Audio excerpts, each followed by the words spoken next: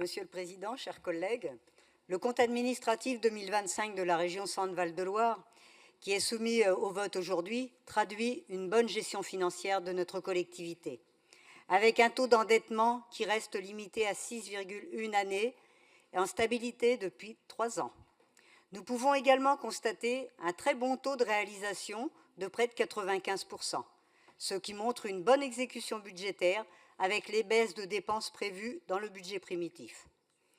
Et cela avec une loi de finances 2025 qui a été votée tardivement, qui a largement ponctionné dans les budgets des collectivités locales en général et des régions en particulier. Pour ce qui concerne plus particulièrement notre région, ce sont bien 50 millions de baisses de recettes qui se sont traduits dans ce CA, répartis entre le gel des recettes de TVA, du DILICO et de la diminution des dotations. Le gouvernement continue à s'obstiner dans une politique refusant des augmentations d'impôts des plus riches, les taxes sur les superprofits, alors que les plus grandes fortunes ne cessent de s'enrichir dans notre pays. Et que l'on ne vienne pas nous parler de la concurrence avec les autres pays. La France est l'un des pays qui verse le plus de dividendes au monde. Et bien sûr, sans compter les 211 milliards d'aides publiques. Pendant ce temps, le gouvernement ne cesse de rogner sur les dépenses publiques, pourtant essentielles en matière de santé, de formation professionnelle, sur les investissements nécessaires à la continuité du service public ferroviaire et bien d'autres.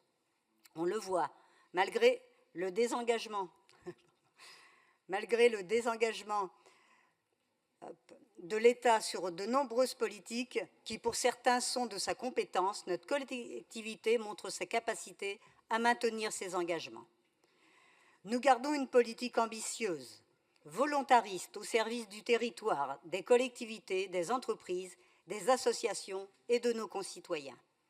Ainsi, pour ma délégation, en matière de politique de santé, nous avons maintenu notre ambition sur les centres de santé, car c'est une attente forte des habitantes et des habitants de notre région, tout en diminuant le coût du GIP Pro Santé, avec un meilleur suivi du nombre de consultations par les professionnels de santé.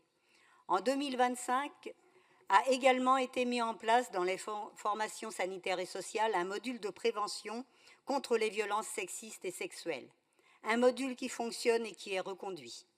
Nous avons maintenu un haut niveau d'intervention sur les formations sanitaires et sociales, ainsi qu'en matière de mobilité, avec le déploiement de nouveaux services pour toujours mieux répondre aux besoins de la population de notre région.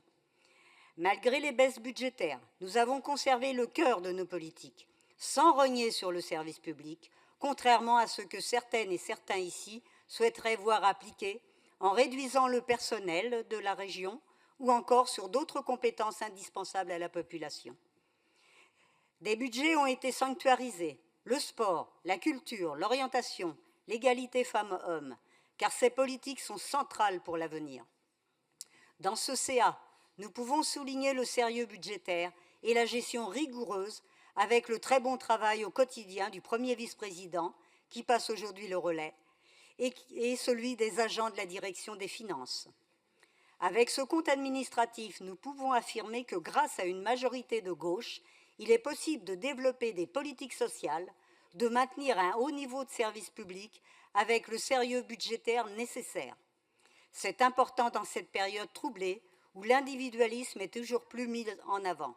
Donc, par conséquent, nous voterons positivement pour ce compte administratif 2025. Merci de votre attention.